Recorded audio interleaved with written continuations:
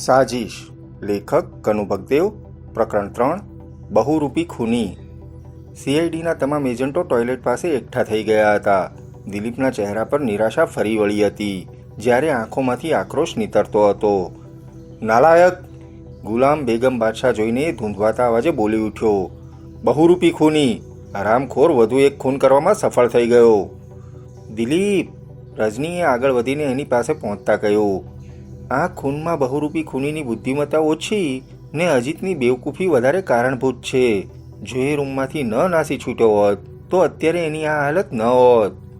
હા. દિલીપના ગળામાંથી હુંકાર નીકળ્યો. દિલીપ! સહસા ધીરજ કશુંક વિચારીને બોલ્યો. મૃતદેહમાંથી જે રીતે લોહી વહે છે એ જોતા આ બનાવ 2-3 મિનિટ પહેલાં જ બન્યો હોય એવું લાગે છે. સાહેબ! સાહેબ! એ જ વખતે એક વોર્ડબોય આંફતો ત્યાં આવી પહોંચ્યો. શું વાત છે? દિલીપે પીઠ ફેરવીને પ્રશ્નાર્થ નજરે એની સામે જોતા પૂછ્યું. સાહેબ! વોર્ડબોયે પોતાના ઉખડેલા શ્વાસ પર કાબૂ મેળવવાનો પ્રયાસ કરતા જવાબ આપ્યો. હું અજીત મર્ચન્ટના ખૂનીને ઓળખું છું. એ ડૉક્ટર જેવા વેશમાં હતો. એના કહેવા મુજબ એ ફોબિયાનો સ્પેશિયલ ડૉક્ટર હતો અને સિટી હોસ્પિટલેથી આવ્યો હતો. ભટનાગર સાહેબે પોતે અહીં અજીતના ચેકઅપ માટે બોલાવ્યો છે એમ પણ એણે જણાવ્યું હતું, પરંતુ ભટનાગર સાહેબના કહેવા અનુસાર તેમણે કોઈ ડૉક્ટરને અહીં નથી બોલાવ્યો. હા મિસ્ટર દિલીપ! વોર્ડબોયની પાછળ આવી પહોંચેલા ડૉક્ટર ભટનાગરે કહ્યું. મેં કોઈ ડૉક્ટરને અહીં નથી બોલાવ્યો. તો પછી એ કોણ હતો? દિલીપે ચમકીને પૂછ્યું. દિલીપ! રજનીએ જવાબ આપ્યો. એ ચોક્કસ બહુરૂપી ખૂની જ હોવો જોઈએ એમ હું માનું છું. તે ડૉક્ટરના રૂપમાં અહીં આવ્યો હતો. સાહેબ! એ જ વોર્ડબોય ફરીથી ઉતાવળા અવાજે બોલ્યો.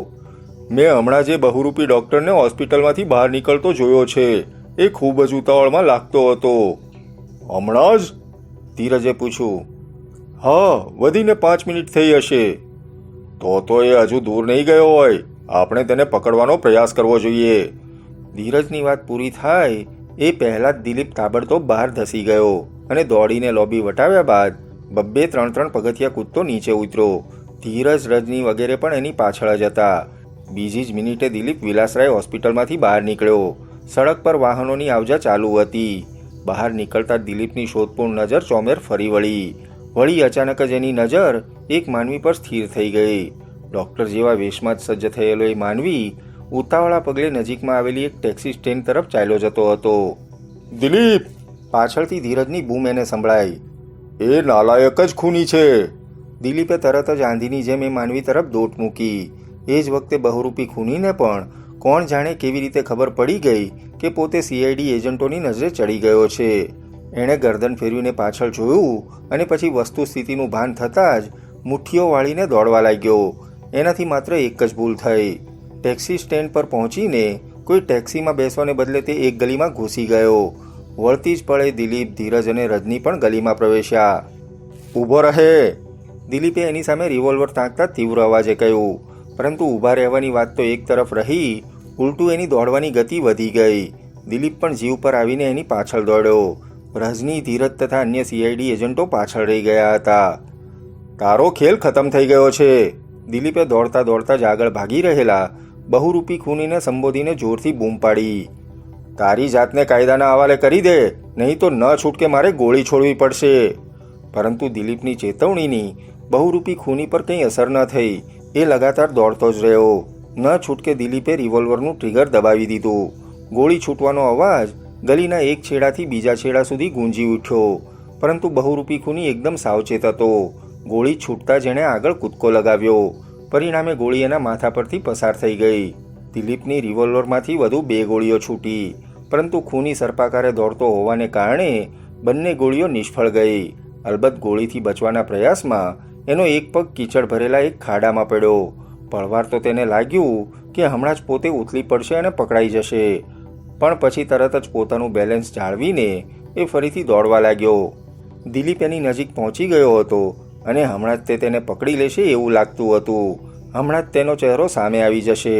પરંતુ ખાડામાં પગ પડ્યા પછી બહુરૂપી ખૂનીએ જે સ્ફૂર્તિ અને ચપળતાથી ઊભા થઈને દોટ મૂકી હતી એ કાબિલે તારીફ હતી. સ્ટોપ! સ્ટોપ! દિલીપ જોરથી બરાડ્યો. આજે તું કોઈ સંજોગોમાં નહીં બચી શકે. તારો ખૂની ખેલ હવે ખતમ થઈ ગયો છે. આટલું કહીને એણે વધુ એક ગોળી છોડી. મુઠ્ઠીઓ વાળીને દોડી રહેલો બહુરૂપી ખૂની આ વખતે પણ નીચા નમીને બચી ગયો, પરંતુ આ પ્રયાસમાં તે રેતીના એક ઢગલામાં લથડીને ઉથલી પડ્યો. એ જ પળે દિલીપે વાઘની જેમ છલાંગ લગાવીને તેને દબાવી દીધો. મેં કહ્યું હતું ને કે આજે તું નહીં બચી શકે, એ બોલ્યો. ખૂનીનો ચહેરો હજુ પણ બીજી તરફ હતો. દિલીપે એનો ચહેરો જોવાનો પ્રયાસ કર્યો.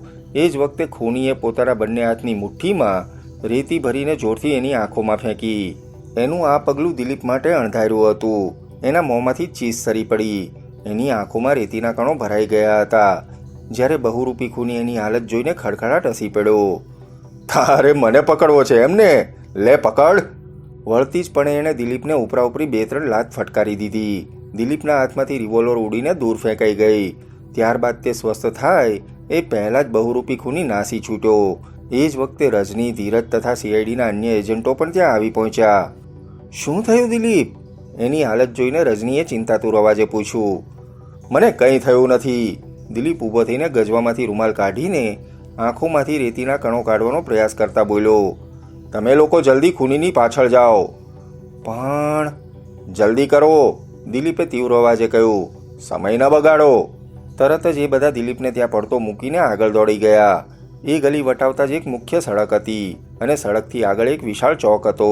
બધા દોડીને ચોકમાં પહોંચ્યા અને ચારે દિશામાં નજર દોડાવી, પરંતુ દૂર દૂર સુધી બહુરૂપી ખૂનીનો ક્યાંય પત્તો નહોતો. તીર કમાનમાંથી છૂટી ગયું હતું. બહુરૂપી ખૂનીએ સૌને અંગૂઠો બતાવીને નાસી છૂટ્યો હતો. ઉફ! રજની ધૂંધવાતા અવાજે બોલી ઉઠી. આપણે પહોંચવામાં મોડું થઈ ગયું. એ હરામખોર છટકી ગયો. એ જ વખતે દિલીપ પણ દોડતો દોડતો ત્યાં આવી પહોંચ્યો. એની આંખો લાલઘૂમ થઈ ગઈ હતી અને ચહેરા પર હજુ પણ રેતીના કણો ચોંટેલા હતા. કંઈ પત્તો લાગ્યો? આવતા વેત એણે પૂછ્યું. ના, એ છટકી ગયો છે, ધીરજે નંખાઈ ગયેલા અવાજે કહ્યું. જવાબ સાંભળીને પળભર માટે દિલીપના ચહેરા પર નિરાશાના હાવભાવ છવાઈને અદૃશ્ય થઈ ગયા. વળતી જ પળે એની નજર સડક પર પડેલા બૂટના પગલાંની છાપ પર સ્થિર થઈ ગઈ. પગલાંના એ નિશાન કીચડવાળા હતા. આ નિશાન, એણે પગલાંની છાપ તરફ આંગળી ચિંતા કહ્યું. પગલાંની આ છાપ બહુરૂપી ખૂનીના બૂટની છે. મેં એનો પીછો કર્યો ત્યારે એનો એક પગ કીચડથી ભરેલા ખાડામાં પડ્યો હતો અને એણે આ નિશાન છે એવા જ બૂટ પહેર્યા હતા. પણ આ નિશાન કઈ તરફ ગયા છે? ધીરજ આમ તેમ નજર દોડાવતા બોલ્યો. સૌની નજર પગલાંની છાપ શોધવા લાગી, જેમાં તેમને સફળતા મળી. પગલાંની એ છાપ સામેની જ એક ઇમારત તરફ જતી હતી. દિલીપ, રજની ઉતાવળા અવાજે બોલી. આ પગલાંની છાપ તો મેઘદૂત બિલ્ડિંગ તરફ જાય છે. પળનોય વિલંબ કર્યા વગર સૌ મેઘદૂત બિલ્ડિંગ તરફ ધસી ગયા. મેઘદૂત બિલ્ડિંગ એક 25 માળની ઇમારત હતી. બધા ઇમારતમાં પ્રવેશીને સીધા લિફ્ટ સામે પહોંચ્યા. લિફ્ટનું ઇન્ડિકેટર જલ્દી ચાલુ બંધ થતું હતું. લિફ્ટ સડસડાટ ઉપર જતી હતી. અત્યારે તે 15મા માળ પર હતી.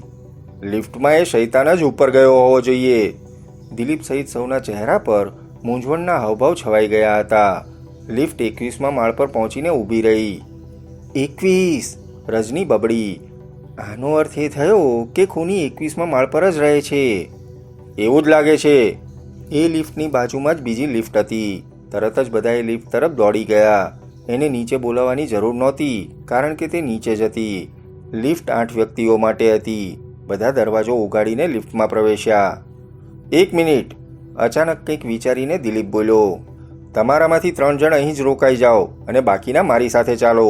ખૂની અત્યારે પણ આપણી સાથે કોઈક ચાલબાજી રમતો હોય એ બનવા જોગ છે. તે 21મા માળના કોઈ ફ્લેટમાં ગયો છે એમ આપણે માનીએ છીએ, પરંતુ આપણે બધા એક સાથે ઉપર પહોંચીએ અને એ દુષ્ટ એ જ લિફ્ટ દ્વારા નીચે આવીને નાસી છૂટે એ બનવા જોગ છે. દિલીપની વાતમાં વજૂદ હતું. તરત જ 3 એજન્ટો લિફ્ટમાંથી બહાર નીકળી ગયા. સાંભળો, દિલીપે ત્રણેયને ઉદ્દેશીને બોલ્યો. મારો મોબાઈલ નંબર તો છે જ તમારી પાસે. જો એ દુષ્ટ પાછો નીચે આવે તો તરત જ મને મોબાઈલ પર જાણ કરી દેજો. ત્રણેય હકારમાં માથા હલાવ્યા. દિલીપે લિફ્ટના બંને દરવાજા બંધ કરીને 21 નંબરનું બટન દબાવી દીધું. લિફ્ટ સડસડાટ ઉપર સરકવા લાગી. 5 મિનિટમાં તેઓ 21મા માળ પર હતા. ત્યાં પહોંચતા જ તેઓ ચારે તરફ ગોઠવાઈ ગયા. એ માળ પર કુલ 4 ફ્લેટ હતા. આ ઉપરાંત બીજી લિફ્ટ હજુ પણ એ જ માળ પર સ્થિર હતી. એ નીચે નહોતી ગઈ. આનો અર્થ એ થયો કે બહુરૂપી ખૂની અહીં જ ક્યાંક છે. તે નીચે પાછો નથી ગયો, દિલીપ બોલ્યો. રાઈટ. અત્યારે બધા એકદમ સાવચેત અને સજાગ હતા. સૌના હાથમાં કાળના દૂધ સમી રિવોલ્વર ચમકતી હતી. પરંતુ એ દુષ્ટ આ ચારમાંથી કયા ફ્લેટમાં રહે છે એની કેવી રીતે ખબર પડશે? એનો પણ એક જ ઉપાય છે, કહીને દિલીપ બીજી લિફ્ટ પાસે પહોંચ્યો. એણે લિફ્ટના બંને દરવાજા ઉગાડીને અંદર નજર કરી. લિફ્ટની ફર્શ પર પણ કાદવવાળા પગલાંના નિશાન હતા. અલબત્ત બૂટમાં ચોંટેલો કાદવ ઓછો થઈ ગયો હોવાને કારણે એ નિશાન પણ ઝાંખા હતા. આ જુઓ, દિલીપ બોલ્યો, અહીં પણ પગલાંની છાપ છે, જેનાથી પુરવાર થાય છે કે હમણાં લિફ્ટ દ્વારા એ શખ્સ ઉપર આવ્યો છે. એ જ બહુરૂપી ખૂની છે અને હવે પગલાંની આ છાપ જ આપણને એના સુધી લઈ જશે. આ પગલાંની છાપ જે ફ્લેટ સુધી પહોંચે એમાં જ તે હશે. સૌ લોબીમાં ચકોર નજરે પગલાંની છાપ શોધવા લાગ્યા, પરંતુ તેમના ભારે અચરજ વચ્ચે પગલાંની એ છાપ કોઈ ફ્લેટના દરવાજા સુધી નહોતી પહોંચતી. દિલીપ, સહસા રજની બોલી ઉઠી, પગલાંની છાપ તો સીડી મારફત નીચેની તરફ જાય છે. એ દુષ્ટ આપણી સાથે એક પછી એક ચાલબાજી રમતો લાગે છે, દિલીપ બોલ્યો. આપણને ભ્રમમાં રાખવા માટે તે લિફ્ટ દ્વારા 21મા માળ પર આવ્યો, પરંતુ ખરેખર તેને જવું હતું નીચેના કોઈ માળ પર. આપણને થાપ ખવડાવવા માટે જેણે આ નાટક ભજવ્યું હતું. બહુરૂપી ખૂનીની બુદ્ધિમત્તાએ બધાને આશ્ચર્યચકિત કરી મૂક્યા હતા. ખરેખર તે ડગલે ને પગલે ચાલ રમવાનો ઉત્સાહી ખેલાડી હતો. બધા પગલાંની છાપનું અનુકરણ કરતા નીચે ઉતરવા લાગ્યા. પગલાંની છાપ તેમને ખૂબ જ મદદરૂપ થતી હતી.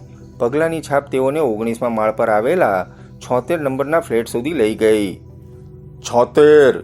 ધીરજ ઉત્સાહભેર બોલી ઉઠ્યો. ખૂની આ જ ફ્લેટમાં છે. સીઆઈડીના તમામ એજન્ટોમાં ઉત્તેજનાની લહેર દોડી ગઈ. તેઓ પળભરમાં જ ફ્લેટની સામે પોઝિશન સંભાળીને ગોઠવાઈ ગયા. ફ્લેટના દરવાજા પર પિત્તળની એક નેમપ્લેટ લટકતી હતી. એમાં લખ્યું હતું અજય સક્સેના. દિલીપે આગળ વધીને ડોરબેલ દબાવી. અંદર ડોરબેલની ઘંટડીનો અવાજ રણકી ઉઠ્યો. થોડી પળો સુધી રાહ જોયા બાદ અંદરથી કોઈ પ્રતિક્રિયા ન થતાં દિલીપે ફરીથી ડોરબેલ વગાડી. આ વખતે જાણે પલંગ પરથી કોઈ ઉતર્યું હોય એવો અવાજ અંદરથી ગૂંજ્યો. કોણ છે ભાઈ? એક ઊંઘભર્યો પુરુષ સ્વર તેમને સંભળાયો. મિસ્ટર અજય, જલ્દી દરવાજો ઉગાડો, દિલીપે કઠોર અવાજે કહ્યું. જવાબમાં દરવાજા તરફ આવતા પગલાંનો અવાજ ગૂંજી ઉઠ્યો. સીઆઈડીના બધા એજન્ટો એકદમ સાવચેત થઈ ગયા. તેમની આંગળીઓ પોતપોતાની રિવોલ્વરના ટ્રિગર પર પહોંચી ગઈ. તેઓ આવનારા કોઈપણ જોખમના સામના માટે તૈયાર હતા. પગરવ દરવાજા પાસે આવીને અટકી ગયો. ત્યારબાદ સ્ટોપર નીચી થવાનો અવાજ ગુંજ્યા પછી એક આંચકા સાથે દરવાજો ઉઘડ્યો. હવે તેમની સામે આશરે 28 વર્ષની વયનો ગોરો ચિટ્ટો અને આકર્ષક વ્યક્તિત્વ ધરાવતો યુવાન ઊભો હતો. એણે નેવી બ્લુ કલરનો નાઇટ સૂટ પહેર્યો હતો. પગમાં સ્લીપર હતા. જાણે ઊંઘમાંથી ઉઠ્યો હોય એમ એની પાપણો ભારે દેખાતી હતી. યસ પ્લીઝ, એ નરે અચરજથી દિલીપ વગેરે સામે જોતા બોલ્યો. Can I help you? દિલીપે રોષથી તમતમતા એટલા જોરથી તેને ધક્કો માર્યો કે બાપડો પીઠભેર ઉથલી પડતા બચ્યો. નાલાયક, દિલીપે તીવ્ર અવાજે કહ્યું. તું અમને શું મદદ કરવાનો હતો? અત્યારે તો ખુદ તને પોતાને જ તારી મદદની જરૂર છે. વળતી જ પળે તે રિવોલ્વર લહેરાવતો અંદર ધસી ગયો. બાકીનાઓએ પણ તેનું અનુકરણ કર્યું. રજની તથા ધીરજ ફ્લેટની અંદરના રૂમમાં કોઈ છે કે નહીં એની તપાસ કરવા માટે દોડી ગયા. મિસ્ટર અજય, દિલીપ યુવાન સામે રિવોલ્વર તાકીને એક એક શબ્દ પર ભાર મૂકતા બોલ્યો. તમે એક એક કરીને 8 જણને મોતને ઘાટ ઉતાર્યા, પરંતુ અજીત મર્ચન્ટનું ખૂન કર્યા પછી છેવટે તમે સપડાઈ જ ગયા. 8 ખૂન? અજય નામનો એ યુવાન હેબતાઈને બોલી ઉઠ્યો. આ તમે શું બકો છો? મેં કોઈનું ખૂન નથી કર્યું. આ જાતનું નાટક કરવાથી તને કંઈ લાભ નહીં થાય, દિલીપે તેને એક વચનમાં સંબોધતા કહ્યું. તારો ખૂની ખેલ ખતમ થઈ ગયો છે. તારું બહુરૂપી ખૂની તરીકેનું અસલી રૂપ ઉજાગર બની ગયું છે. બહુરૂપી ખૂની? અજય સક્સેનાના રહસ્યા હોશ પણ ઉડી ગયા. હા, તું જ બહુરૂપી ખૂની, દિલીપે જડબા પીસીને કહ્યું. પણ તમે લોકો છો કોણ? અમે સીઆઈડીના ઓફિસરો છીએ. અજય સક્સેનાનો ચહેરો ભયથી પીળો પડી ગયો. જુઓ સાહેબ, એ થોથવાતા અવાજે બોલ્યો. તમારી કંઈ ગેરસમજ થતી લાગે છે. પરંતુ દિલીપે એની વાતો પ્રત્યે કંઈ ધ્યાન ન આપ્યું. આ દરમિયાન રજની તથા ધીરજ અંદરના રૂમમાંથી બહાર નીકળીને આવ્યા હતા. તે એક 3 બેડરૂમનો ફ્લેટ હતો, પરંતુ અંદરના રૂમોમાં કંઈ જ નહોતું. દિલીપની પાછળ પાછળ ઘૂસેલા સીઆઈડી એજન્ટો અંદર પ્રવેશતાની સાથે જ ફ્લેટનો દરવાજો બંધ કરીને દિવાલની જેમ ત્યાં જ ઊભા રહી ગયા હતા. બહુરૂપી ખૂનીને કદાચ હવે ત્યાંથી નાસી છૂટવું હોય તો પણ એ નાસી શકે તેમ ન હતો. આ ફ્લેટની બારીકાઈથી તલાશી લો, દિલીપે આદેશાત્મક અવાજે કહ્યું. અહીંથી જ આપણને આ માણસના બહુરૂપી ખૂની હોવાના પુરાવા મળશે. આદેશ મળતા જ બધા એજન્ટો ફ્લેટની તલાશી લેવા લાગ્યા. દિલીપ પોતે પણ તલાશીમાં જોડાયો. કબાટ ખોલીને જોવાયા. બધી ચીજવસ્તુઓ ફેંદવામાં આવી. આખા ફ્લેટમાં ધમાચકડી મચી ગઈ. થોડીવાર પહેલા વ્યવસ્થિત ગોઠવાયેલો દેખાતો ફ્લેટ અસ્તવ્યસ્ત બની ગયો. જુઓ, અજય સક્સેના તીવ્ર અવાજે વિરોધ કરતા બોલ્યો. તમે લોકો આ શું કરો છો એ જ મને તો કંઈ સમજાતું નથી. તલાશી લેવાનું વોરંટ છે તમારી પાસે, તમે જવાબ શા માટે નથી આપતા? Have you brought a search warrant? Why you don't reply? એ જ વખતે દિલીપે ખૂણામાં પડેલા ટેબલના નીચેનું ખાનું ઉગાડ્યું અને ખાનું ઉગાડતા જ જાણે કે વીજળી ત્રાટકી. ખાનામાં ઢગલાબંધ ગંજી પત્તાના 3 પાના ગુલામ બેગમ બાદશાહ પડ્યા હતા. Search warrant? મૂરખ માણસ, આ રહ્યું તલાશીનું વોરંટ. દિલીપે ખાનામાંથી ગંજી પત્તાના પાના કાઢીને અજય સામે ફેંકતા કર્કશ અવાજે કહ્યું. આ પાના ખૂન કર્યા પછી ખૂની ઘટના સ્થળે મૂકી જતો હતો. ત્યારબાદ દિલીપે એક પછી એક ટેબલના બાકી બંને ખાનાઓ પણ ઉકાળ્યા. એ બંને ખાનાઓમાં પણ હચમચાવી મૂકી એવી સામગ્રી હતી. એક ખાનામાંથી રિવોલ્વર મળી. બીજા ખાનામાં જે ગુનેગારો માર્યા ગયા હતા એ બધાના ફોટાઓ પડ્યા હતા. આ જો, દિલીપ રૂમાલની મદદથી એ બધી વસ્તુઓ ઊંચકીને ટેબલ પર ગોઠવતા બોલ્યો. આ રહ્યું તલાશીનું એક વધુ વોરંટ. સ્મિથ એન્ડ વેસન કંપનીની 32 કેલિબરની આ રિવોલ્વર કે જેના વડે 8 ખૂન થયા છે, અને આ ફોટાઓ રિવોલ્વરની ગોળીનો ભોગ બની ચૂકેલા 8 અપરાધીઓના છે. આ બધું જોયા પછી પણ કોઈ સર્ચ વોરંટ કે પુરાવાની જરૂર લાગે છે? અજય સક્સેનાનો ચહેરો કાપો તો લોહી ન નીકળે એવો થઈ ગયો. બોલ અજય, શું હજુ પણ તારે કોઈ પુરાવાઓ જોઈએ છે? અજયે કંઈ જવાબ ન આપ્યો. એ જ વખતે રજનીએ વોર્ડરોબ ઉગાડીને એની તલાશી લીધી. એમાંથી તેના કપડા નીચે છુપાયેલ ડૉક્ટર જેવો કોટ તથા સ્ટેથોસ્કોપ મળ્યા. આ જો દિલીપ, એણે પીઠ ફેરવીને દિલીપને બંને વસ્તુઓ બતાવતા કહ્યું. આ કોટ અને સ્ટેથોસ્કોપ. ડૉક્ટર જેવો આ કોટ પહેરીને જ અજયે અજીત મર્ચન્ટનું ખૂન કર્યું છે. Good, very good. દિલીપની આંખોમાં તીવ્ર ચમક ફરી વળી. અર્થાત અજયના બહુરૂપી ખૂની હોવાના બધા પુરાવાઓ આપણને મળી ગયા છે. દિલીપની વાત પૂરી થતાં જ સીઆઈડી એજન્ટોએ અજયને ચારે તરફથી ઘેરી લીધો. દિલીપ ધીમે ધીમે ચાલતો અજય પાસે પહોંચ્યો. રજનીએ આપેલ ડૉક્ટર જેવો કોટ તથા સ્ટેથોસ્કોપ, આ બંને વસ્તુઓ એના હાથમાં હતી. અજય, એ બંને વસ્તુઓ અજયની આંખો સામે લહેરાવતા બોલ્યો. શું હજુ પણ તારે તારા બચાવમાં કંઈ કહેવું છે? હજુ પણ તારે એ જ વાતનો કક્કો ઘૂંટવો છે કે તું બહુરૂપી ખૂની નથી? અજયના ચહેરા પર નિરાશાના ગાઢ વાદળો ઉતરી આવ્યા. એ ધમ કરતો ત્યાં જ એક ખુરશી પર ફસડાઈ પડ્યો. એના ચહેરા પર જુગારમાં સર્વસ્વ હારી ચૂકેલા જુગારી જેવા હાવભાવ છવાઈ ગયા હતા. થોડીવાર પછી તમામ પુરાવાઓ તથા અજયને લઈને સીઆઈડી ઓફિસરની ટીમ સફળતાભર્યા સ્મિથ સાથે ત્યાંથી વિદાય થઈ. બીજો દિવસ સમગ્ર વિશાળગઢ માટે સનસનાટી ભર્યો હતો. બહુરૂપી ખૂની પકડાઈ ગયાના સમાચાર જંગલમાં લાગેલા દવની માફક ચોમેર ફરી વળ્યા. રહી સહી કસર અખબારો તથા ટીવી ન્યૂઝની ચેનલોએ પૂરી કરી. બધા અખબારોએ મોટા મોટા હેડિંગોમાં બહુરૂપી ખૂની પકડાઈ ગયાના સમાચાર છાપ્યા. એટલું જ નહીં, દિલીપ તથા સીઆઈડીના ભરપૂર વખાણ પણ કર્યા. દિલીપે વિશાળગઢને એક વધુ સંકટમાંથી છુટકારો અપાવ્યો હતો.